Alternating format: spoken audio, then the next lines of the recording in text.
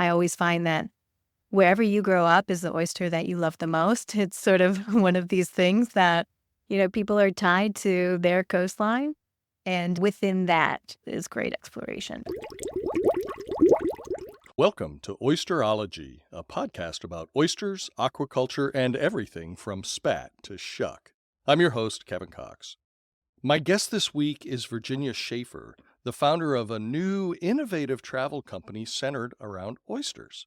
Virginia entered the oyster world indirectly through her work in the corporate world of luxury travel and tourism. With a deep interest in oysters around the world and the environments where they thrive, and coupled with her love of writing, for 7 years, Virginia researched and wrote more than 100 stories and articles about oysters. She's covered shellfish farmers, chefs, others involved in the oyster industry, in life along the sea, in food, and in the environment.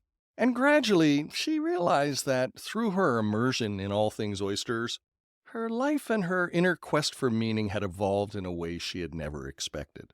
So, she quit her cushy corporate job, sold everything, and moved with her spouse to the coast of Maine in 2024 to build her company, Lady Oyster, which is Maine's first and only oyster-centric food tour company.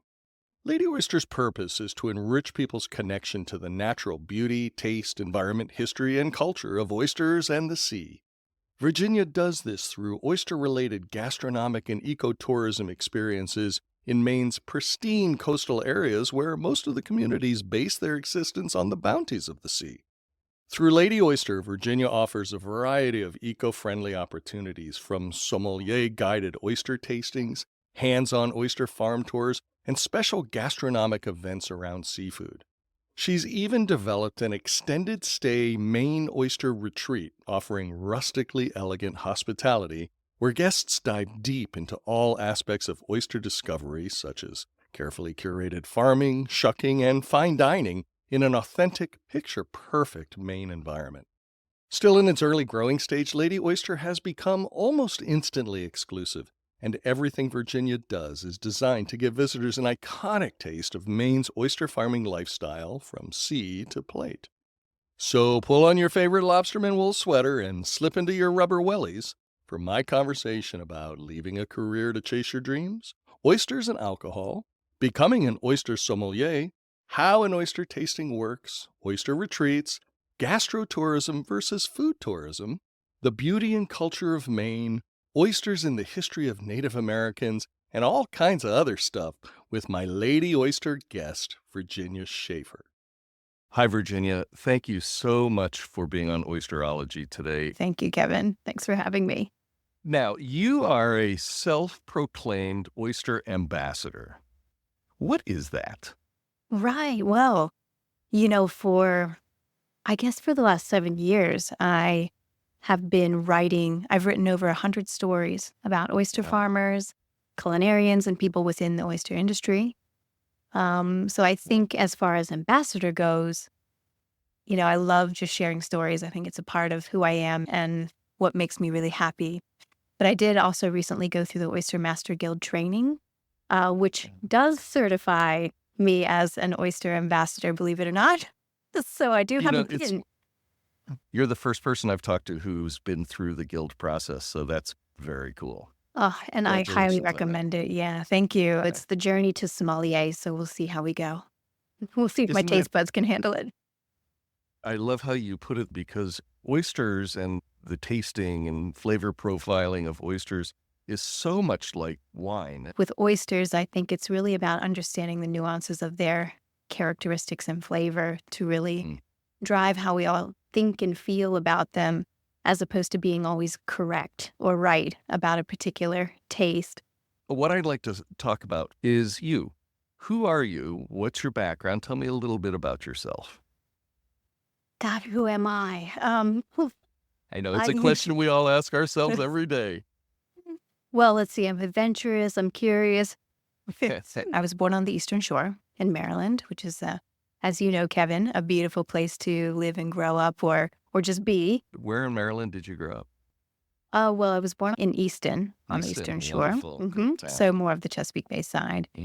And then just lived around the D.C. area growing up. My father was a golf professional, believe it or not. So Yeah, so Oh. built-in swing, I think, to some degree. And yeah, we lived between Maryland and Pennsylvania, and then I went to school in DC at American. So Yeah, you're an Eastern Shore girl. I love that. I am. And I think those early childhood memories really contributed to me being curious later in life about oysters. I always laugh that the oysters were just the prop in my story. Every growing up, I mean, in school, I studied in Taiwan and I studied in Spain, and then I worked in Belgium for a while and ate oysters all around the world, before I was even in this project. Yeah. So I think that all of those things contributed to me later in life, loving seafood and being curious. What mass took you internationally like that? Just studies, I was big into languages when I was younger. And when I was at school, both Taiwan and Spain were the two places I decided to study abroad. So I studied Mandarin in Taiwan Oh, amazing. and Spanish in Spain, and did sort of more immersive programs than the usual. And it was very challenging, but at a young age, I think, it changes you and how you adapt to things later in life. So it was really Well, wonderful. I would say you're treading into third culture kid territory with your experiences abroad. I would love to be one. My husband is one, for sure. And my dad was one growing up. He lived all through South America. He was an army brat, so, Right. followed dad around. Yeah. Right. Isn't it wonderful being able to go to different places and understand and speak some of the language when you get there? It is, and it's another level of understanding people, right? I mean, when you learn how languages are positioned or the ways that sentences are phrased, you learn so much more about a culture, which was really Absolutely. such a curious part of it. So you studied abroad and you traveled around. And how did your journey go from there? When I left school, I got into environmental consulting, so that was Mm. very much a part of my degree was environmental economics. Went into the marketing and comms side of the environmental consulting, worked there for a few years, and then changed tack into travel. So I landed at a corporate travel management company, moved into sales, and spent the better part of a decade selling global contracts for a very large company, and we managed other companies' travel, which is essentially what the role was. Hmm. Loved it because it took me to crazy places. We were in Oman and Shanghai and many trips to London and Europe. So it sort of, when I think about oysters, it sort of gave me an excuse and an opportunity to eat at every raw bar I could find anywhere I was traveling. So from there, at some point, you started Lady Oyster. But tell me a little bit about what Lady Oyster is. How would you describe it? Lady Oyster began as a curiosity around oysters for people like me who were maybe sort of separated from the natural world or felt that they were curious about their food and wanted to learn more. And it really became just, I think, an opportunity for people to learn about something that they didn't know much about or a lifestyle that was very different from their own. So the stories that I featured were around farmers. When I was traveling for work, I'd try and tie it into a coastal opportunity to get out on a mud flat and see somebody that really went. I was going from boardrooms to beaches, and it was just crazy, It's such a stark contrast. And so Lady Oyster was just born out of a love for food, but really turned into a lifestyle component and what, how we can value our coastlines a little bit more. So all of those stories were just an act of appreciation. I did it for fun as a hobby, and I've been doing it for 7 years. And it really changed, I guess, about a year ago for me. I decided, I was feeling like I was living double lives, Yeah. So what was originally just a blog became, well, could I do something in oysters? Could I actually be a part of this community that has given me so much and made me feel so fulfilled? So I took a year off work and went into dark mode and started plugging away on where I could fit and where I could belong within oysters. So it's sort of it's in the developmental stages, but we're looking at really moving into the ecotourism and gastrotourism work. That's a pretty ballsy move to just step into the abyss from a well-paying job into nothingness and not Oh knowing my exactly God. where it's going to end up. Years of therapy, I'm telling you. I was just watching the morning show, that series with Jennifer Aniston. And Oh, there's like, yeah, yeah, yeah, yeah. there's a scene where she's like in a mountain house writing her memoir. And she says, in order for me to slow down, I had to cut my own legs off. And, that's a really gruesome way of looking at it. But for the way that I worked, I was in such a high pressure cook job in sales, Yeah. traveling every single week. And I needed to find a way to press pause on that and see if there was something more I could find and something more fulfilling in life. I had the great privilege of doing that as well, just saving up a lot of money and having a wonderful husband who was very understanding. I think more and more people are willing to take those kinds of risks than they were, say, 10 or 20 years ago, when Yeah. people just live with the security at any cost, as opposed to really following your dreams. There is oppression and freedom. I will say that just as much as there is oppression at work. I learned that early on. So there's a lot of rebuilding and reprogramming of your own mind when you quit sort of a 9 to 5 or a lifestyle like that. But Yeah. so far, yeah, I'm really excited about the future. Moving from Vermont to Maine sounds like a new chapter in your life that you guys are doing. It's funny to say new chapter because I've basically been sleeping on everyone's couch in Maine for the last, I would say, 4 or 5 years. So it feels like a homecoming, really, or an investment in a place that's already home to me in so many ways. Right. I was in Boston when I started the blog, so that was a really great place to be, to go north, to go south, and be a part of oyster communities all up and down the East Coast. When COVID hit, my husband and I, the year before, were debating a move to New Zealand, believe it or not. He's from New Zealand, and we had some opportunities there we were weighing. And then when the pandemic came around, we were like, what is the closest place that looks like New Zealand that we can go? And Vermont it was. But I found myself sort of stuck on a mountain a little bit. And so I loved it. But at the same time, we realized, I think, in our third year in Vermont, that I needed to be back to the coast. And that was really important for us. Yeah. It's interesting that you kind of associate Vermont and New Zealand. Maine is very much like that, just with a whole lot more water and fog, right? I think so. And, maybe we should have just taken our straight shot up to Maine, and we talk about that all the time. But really, Vermont was sort of an escape for us a little bit, and from everything, and taking that time to sort of reevaluate where I wanted to be as well. So I think it served its purpose. Where in Maine? Bath, Maine, which is just about 30 to 40 minutes north of Portland. And we chose Bath really for a couple of reasons. One was I'd be close to where I plan on hosting retreats. So that was such an important piece of this. Bath sits along Route 1, which is oyster country to the max, in the mid-coast. So you've got Casco Bay, New Meadows River, Kennebec, and then Damariscotta. And that track is just so ideal to be around for the work that I do. So one of the things that really grabbed my attention when I first saw you was the concept of Maine retreats and these oyster retreats. Tell me what an oyster retreat is.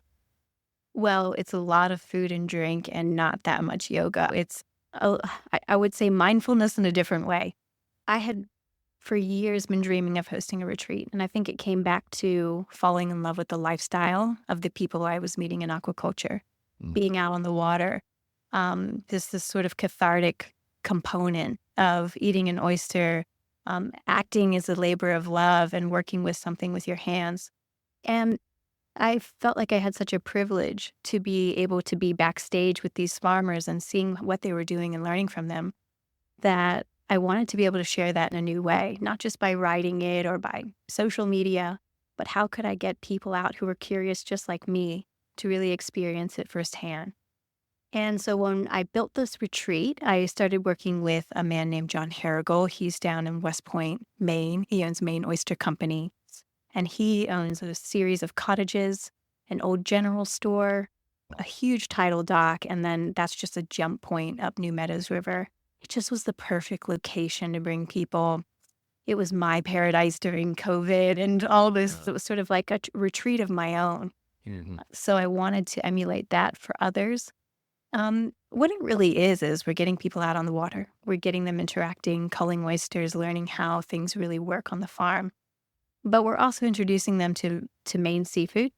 Um, it's not just oysters. I mean, as Right. much you can eat as many as you want while you're there. But as far as, engaging you in other ways with different seafood is really important around our home cooking. Yeah. We also do other fun stuff like, painting. I've been putting out oyster shells and candles and stuff so people can just take a relaxing wine and do some painting or go That's hike fun. up Morse Mountain, which is such a beautiful view of the beach there. So we want to just incorporate Maine and showcase how beautiful this state is, but also show them this rising industry that is just so stunning and wonderful to work with and be a part of. So you really are highlighting more than just oysters. Are people staying in these cottages? Is it like you stay over a few nights and you have a multi-day plan? Yeah, so we only really take about 12 people per retreat because we want it to still be pretty intimate. There's also boat regulations around that as well, and with Yeah. our fleet. So everyone will stay in a cottage. There's about 4 or 5 different cottages on the peninsula Mhm. that work well for the retreat. It's all on one big circle, so it's Oh, easy to walk nice. around. The Yeah. general store has a kitchen, and we have transformed that into a lodge so people can come in, grab coffee in the morning, have breakfast. And then we have one really long table where we service, all of our meals, oyster tastings, classes, and things like that we do with everyone. So it's just the perfect setup. It sounds fantastic. And keeping a small group like that is great for everybody because they get to know each other and there's kind of more personalized attention, I would think. Absolutely. I think if we got any bigger, it would be a little challenging to really make everybody feel as intimate as we really could with this. So that's a really great number to shoot for. Yeah. And how many have you had held so far? We did a 6-night retreat last September. That was sort of our very first one, and it was very ambitious to do 6 nights, I'll tell you Six that. nights. We pulled it back to 4 because we found that 4 days was really a good sweet spot for everything that we wanted to accomplish on the Mhm. retreat. Mhm. Um, Before the September retreat, I also helped co-host a retreat in June last year for a restaurant group. So I did some tastings for them and supported some of the operations. So we sort of got our hands dirty already and we're ready for September to come around. I'm hosting 2 more in June. So we're ready to rock and roll, very excited, and they're filling up. I think we have a couple more spots open at the moment. It's And looking if good. people are interested, they can just go to your website and there's information there to sign up. Yes. A term you mentioned before that I hear increasingly is gastrotourism. And Yes. so tell me a little bit about gastrotourism and how you fit that into what you're doing. Gastronomy as a definition means, the rules that govern the stomach, which is such a funny way of looking at gastronomic tourism. It really deals with everything around human nourishment. And I Mhm. think when we look at it that way, gastronomic tourism is often referred to as food tourism in sort of short form, Yeah. but it actually is really different. Food tourism, we can think of, I'll give you an example. You can go to Rome and you can walk around and maybe in a guidebook, there's actually going to be a restaurant for Japanese ramen. And you go, oh Yeah. my God, there's a queue out the door. This ramen place is going to be amazing. It was in the guidebook, we've got to go. And that's great. That's food tourism. Mhm. You found a place that was really delicious in the city and you went. Right. So different from food tourism, the way you've described it, when you have your retreats, how do you try and emphasize what you call gastrotourism? Yeah, I think it's a lot about the background, the extrinsic information that we can provide, the story, using local ingredients and flavors. We work within the foodscape of Maine, which means within the food that's available to us in Maine. We talk about Indigenous heritage and culture and how important that is to a lot of the coastal roots of Maine, and really give people the technique and the skills to experience Maine oysters the way that we believe they should be tasted. So I think all of that is really a part of the food culture of Maine. We talk about restoration, environmental awareness. So that goes into some of the values of the ecosystem as well. And I think we do that in not heavy-handed ways. We want people to experience it on their own and so many different experiences within the retreat. But all of that comes through really, really well in how we set up the program. And I think that's so much different. It gives so much more context to food than just going to a restaurant and eating something and moving on. The way you describe that completely captures my perception of, I think, what people really want more and more today. I agree. There's a growing So, trend, definitely, in gastronomic tourism. And we've seen that trend growing. We've seen the rise of platforms that give way to experience around food in a more authentic way. Like, there's the Traveling Spoon, there's Eat With, there's Get Your Guide, there's Airbnb experiences. And I think all of that lends to people just wanting to eat authentically with locals and enjoying that. when I think of food in Maine, one thinks of lobster and shellfish. But what are some of the other important types of food or food sources in Maine? There is a lot of seasonality to Maine seafood, which, again, is all about when we're hosting retreats, what's in season right now that we can really work with.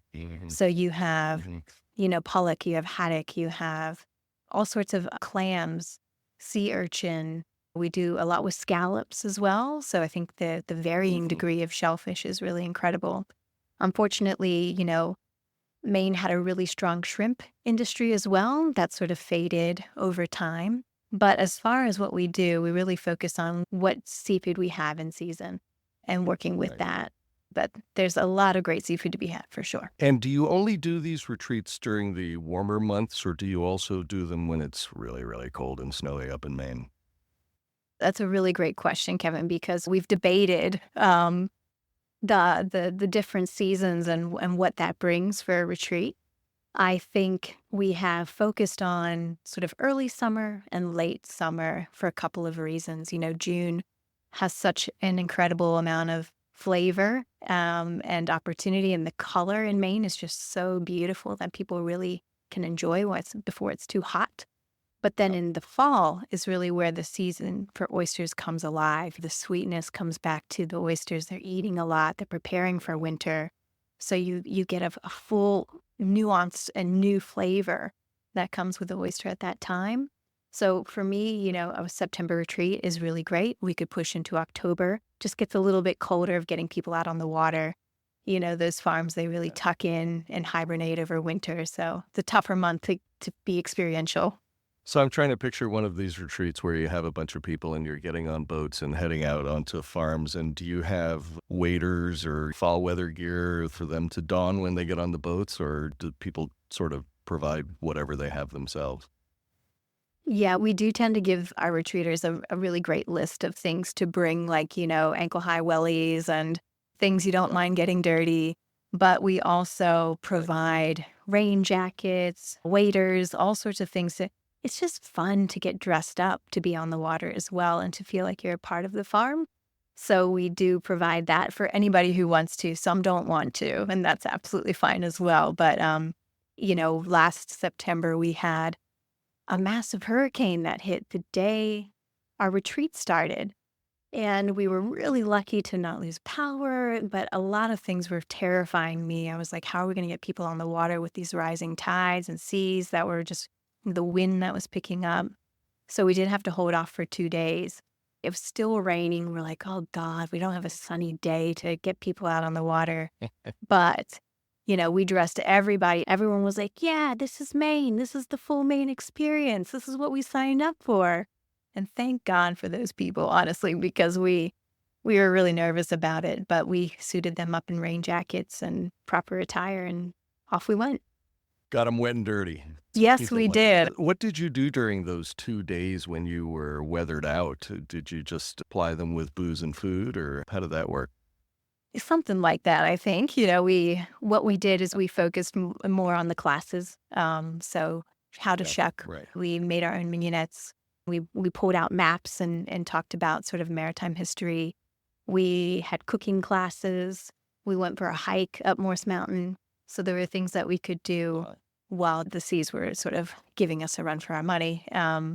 But Yeah. all of that actually lent well, because when we finally got them out on the water, they had so much knowledge of the oyster and sort of what Maine was all about before they even hopped on the farm. So it did lend well to the format. So they've learned all of this stuff, and then it suddenly comes to life when they actually get out there. Yeah, absolutely. So how do you do it? Do you have relationships with specific aqua farmers who have boats? So we have our fleet, we have one skiff and one that's like a little bit nicer of a boat.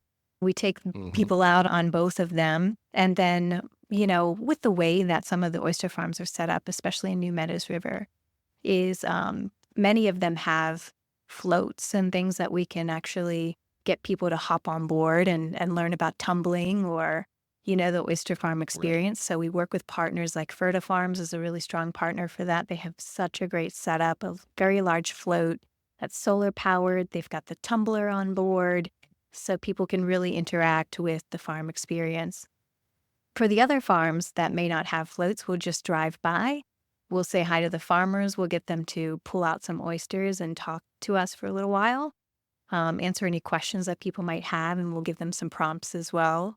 And so they get a little bit of a mix of the different styles of farms that are also on the water and how oysters equally grow in different environments. So they really see kind of the whole spectrum of aqua farming for oysters in that area, from floating farms to flip farms to beach grown and all of that. There's a lot less beach culture in Maine because we're so limited on beach. It's sort of granite, shard rock that these farmers are dealing with. Yeah, so they work in, sometimes in deeper waters. But even if we have a farm that has sort of bottom culture, which is really where they're, really casting these oysters along the estuary floor and then dredging them up or going to dive for them, we can still get the farmer out on the boat to talk to them about that. Johns River, for example, or some of the other farms up Dam Riscata, they use a dredge. So that's really cool to get people to see oysters a little bit differently. And then there are also coastal on-land operations as well, where people will bring oysters in and then work them there. So that makes it a little bit easier for us to still do a tour in that sense. And you do tastings as well. Now, do you try and do tastings on the farms, or do you mix it up and have some back at the lodge? So people are eating oysters all the time on this retreat. So the tastings are nonstop as far as, how they're experiencing the oyster. I think what I try and focus on for more of a formal tasting is picking at least 3 different farms within 3 different bodies of water in Maine. And I choose that. I'll taste them prior to the event. I'll pick my 3 that I think have some contrast that give them a really cool experience where they can start challenging their own palate a little bit when it comes to oysters. We also provide them resources like the 33 Tasting Profiles booklet, where people can start logging their notes. Booklet. It's so great. Yes. Shout out to Julie Chu. She did such a good job with that booklet. So we give them those documents and then work through those oysters. Yeah. So people can develop their own sense of their own palate, really, and their own taste preferences. So the oysters that you're eating are all Eastern oysters, right? Yes, they are. They are all Eastern oysters, but within Eastern oysters come very nuanced flavors as well. So we do focus on salinity significantly. So I'll look at different oysters with different salinities, and then the algae in different waters really contributes to whether something is a little more vegetal or something is a little bit, maybe on the sweeter side and nutty, all these sort of different flavors that really come into what the Eastern oyster can really offer. I would say that versus a Pacific oyster, Eastern oysters are not quite as complex in flavor. There's a big difference in terms of species there. But as far as what we can get in the Atlantic, it's almost like they're a canvas for the flavor of the sea. So we'll get really varying different algal notes that I think might be a little more subtle, but they're just as delicious. And I always find that wherever you grow up is the oyster that you love the most. It's sort of one of these things that, people are tied to their coastline. And within that is great exploration. And so what is your favorite oyster if you have a specific one? I think that's too political for me to answer, Kevin. Wow. Well, you're very smart. Because it is one of those things that people literally get in fights about. Yeah. And, what I will say is it's just like wine. You might have lean towards a particular grape, but you can really enjoy all different types of wine with different foods and different pairings and appreciate such a range. And I think I feel that way with oysters. Definitely. Do you do a lot of experimental pairings in your tastings with different mignonettes or different additives to the raw oyster? I do. It's funny. You've got to decide in a tasting what you're really trying to do or achieve. If it's really tasting the raw oyster, then you're going to want to limit a lot of those accoutrements or drink pairings along with it, or you're going to want to choose if you're more food focused or you're more drink focused. If it's just a general tasting and we're having fun and we're experimenting with flavors, I love to have a couple accoutrements, and I'll focus on some seasonal ingredients as well that I can attribute to Maine. Like one of them is the Juneberry, which is really, it comes alive in June, and it's actually also called the shad bush, which a lot of people don't know, and that relates back to indigenous culture and when the shad would come up the river, and the Native American tribes would know that the shad was running when the Juneberry turned red. So there's a lot of really cool things we can do with story even in a mignonette. And then when it comes to drink pairings, there's so much to experiment. You've got safe choices, which I always like to throw in, like a very crisp white wine, something along that line. And there's a really great array of that. There's a wonderful array of sparkling that comes out of Maine that I think goes really well with oysters. And then, of course, we love to throw in something that people don't expect, like a sake or a lambrusco or something that's bubbly but different, so they get their taste buds working in a new way. And I understand that there are now breweries making oyster stout beer, and there's an oyster vodka now being made. Have you had any experience with that kind of thing?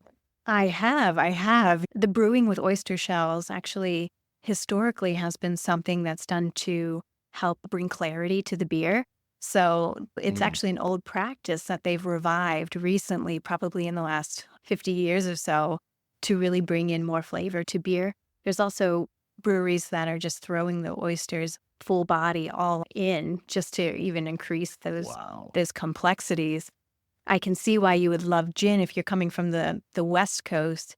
It just lends so well to a Pacific oyster's melon and cucumber notes, and that always works so well with a gin. So those aromas are really working together so well.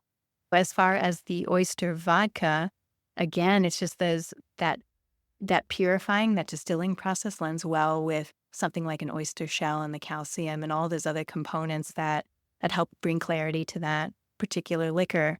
Yeah. And vodka is just like another canvas for flavor. So you can do so many cocktails that work with oysters without being overbearing in flavor or complexity as well. I want to go briefly back to the shad bush. You have a connection, or at least you place great value in the Native American Indians and the indigenous people and the land that we're all on. Tell me about your connection to that. It's funny because I don't identify with indigenous heritage. That's not a part of my family story. But as far as every place that I've really grown up or community I've been a part of, there are some really incredible history. And just on the eastern shore of Maryland, you have the whole Chesapeake and everything that seafood culture was so strong there with the Piscataway. And you've got the Lenape out of New York who did such an important job of teaching people how to survive in those environments through seafood diet. Yeah. I think overall, when it comes to oysters specifically, I find indigenous heritage so important because they've given us so many clues over thousands of years that this was a sustainable food resource, that it was important to culture, and it was important to, survival in a very primitive way. And I think the oyster hasn't changed much, when we really think about thousands of years and the way we Right. eat it and the way we Right. enjoy it. And so I do like to just bring a lot of gratitude to that culture. I'm very conscious of appropriation. I like those stories to be told by Indigenous peoples as much as I can. But when I can incorporate a particular food ingredient that was Indigenous, or I can give thanks to the learnings that they've provided over thousands of years, I do that. And in Maine, in particular, we've got the Abenaki, the Wabanaki. There's a really incredible Indigenous history around oysters within Maine as well. We see that, up the Damariscotta River. So I always encourage people to have a look at Whaleback Midden, which is one of the largest middens in the country, where we find a lot of secrets about how oysters were consumed in middens, not only because they make up most of the midden. There's also skulls and bones and all sorts of other things. So we found that middens were not only a dumping ground for food, but they were actually a sacred place where they even had burials for loved ones, ate different foods and celebrated. So there's a lot of culture around that we can glean. Down in the Chesapeake Bay, there are some large middens down there. And what we've learned by examining those is that Native Americans practiced very sustainable harvesting with oysters. You'll find only large shells within those middens, which means that they were eating those oysters at adult size, and they were carefully watching smaller oysters and letting them grow within the reef. So they've even shown us that there's a concept of sustainable food and sustainable eating that we should be abiding by today. So there's just lots of cool things around it that I think bring wonderful story relative to the oyster. I've heard it said that there are middens going back 10 or 15,000 years. And it shows how an important and long-standing part of Native American diets and culture oysters have been. Are you involved at all in promoting any of the oyster and reef restoration efforts like the Billion Oyster Project in New York? Do you have any involvement with those? I think as far as covering some of the people doing restoration, I've done that within some stories. I've attended the Billion Oyster Party and been a strong promoter of that.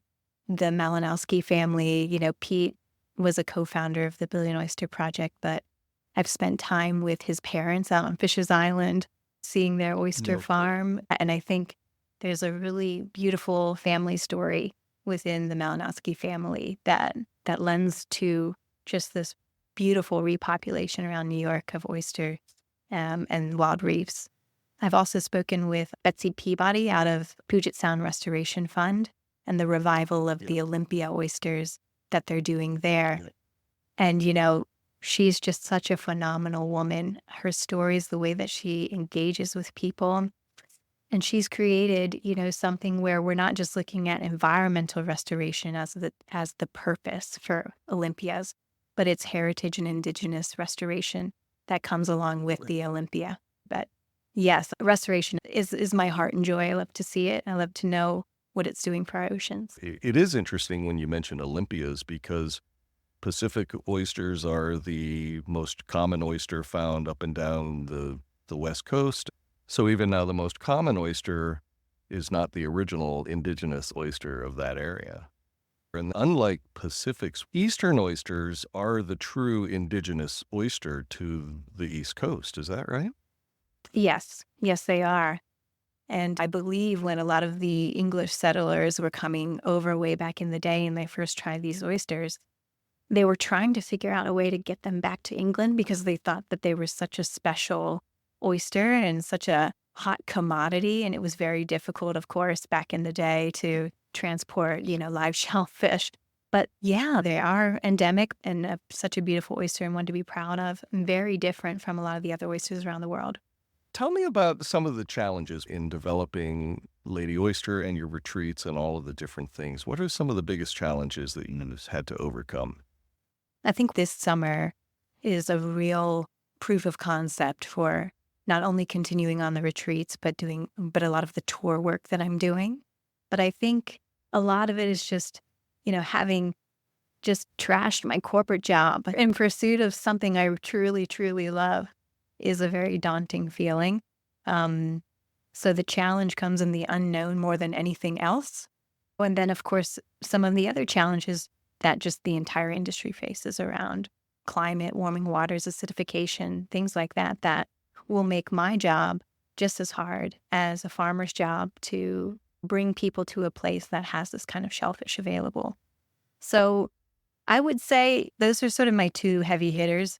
The third would be just the admin, of running a business and trying to build all of that out is I don't think is anyone's favorite part. Yeah, you're doing it all. I mean, in addition to actually holding the retreats and the tastings and the farm tours and all of the other stuff, you have admin, you have marketing, you have managing the internet, all of that stuff, right?